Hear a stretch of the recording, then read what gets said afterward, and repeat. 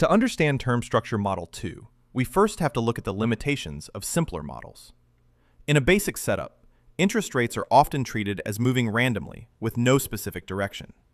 However, real-world observation shows us an upward-sloping yield curve, meaning long-term rates are usually higher.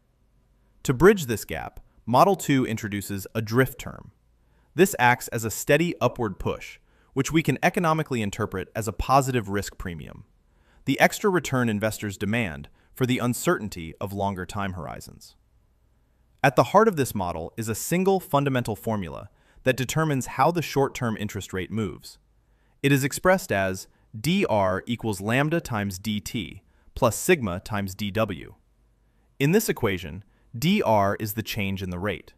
The first part, lambda times dt, represents our predictable drift over a specific time step. The second part, sigma times dw, accounts for volatility, or the random shocks and noise that naturally occur in the market. Let's look at how this works in practice with a fresh example. Imagine our current short-term rate, R0, is 4.00%. We have an annual drift, lambda, of 0.36%, an annual volatility, sigma, of 2.40%, and a random factor, dw, of 0.15. To find the change over 1 month, we calculate dr equals 0.36% times 1 over 12 plus 2.40% times 0.15. This gives us a change of 0.39%. Therefore, our new rate after 1 month, R1, would be 4.00% plus 0.39%, totaling 4.39%. We can visualize these movements using an interest rate tree.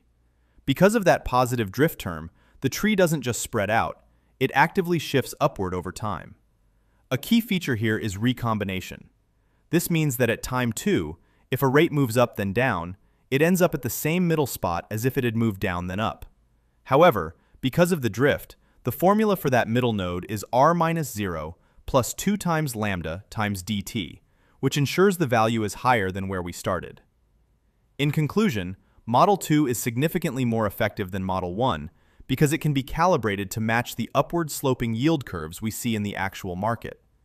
While this makes it a powerful tool for researchers, it does have a downside. It assumes a constant drift, which is difficult to justify over very long periods. If the drift is always positive, the model suggests that rates in year 30 will always be higher than year 20, a view that is more appropriate for short-run analysis than for long-term economic reality.